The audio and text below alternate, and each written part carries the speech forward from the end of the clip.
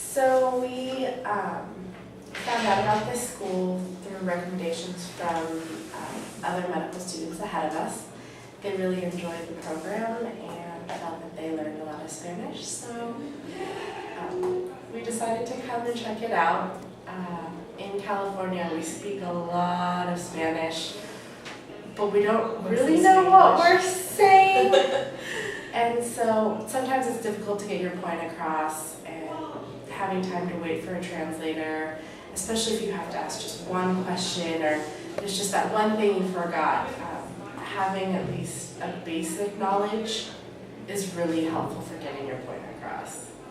Yeah, we've spent a lot of time practicing interviews and learning different parts of the body and appropriate words to say and not appropriate words to say, and so your patients won't think you're unprofessional, which is good because we throw out what we know, which is often Just words. Just words. So it's been nice to be able to tie them together and be able to communicate better with the patients we'll encounter. Yeah, and I think that also, a program could offer just the actual learning sentences, learning words, but they actually kind of encourage us to practice the actual interview with each other, which is what I think is the most necessary, because that's what you're going to be doing with your patients. You're not going to be reading off of a list of papers, oh, they need to ask this question, and it just kind of helps cement those questions in our mind now, so that when we go back and we practice with our patients, we'll be able to just speak with them freely rather than doing what we've been doing before. And it's been fantastic being in Sevilla. It's Europe and not California, which is nice to have a change and to just get to experience a new culture, so that's been fun. And it's been nice that everything's in Spanish. Yes. Because you also have to understand what your patients are saying to you, not just telling them things.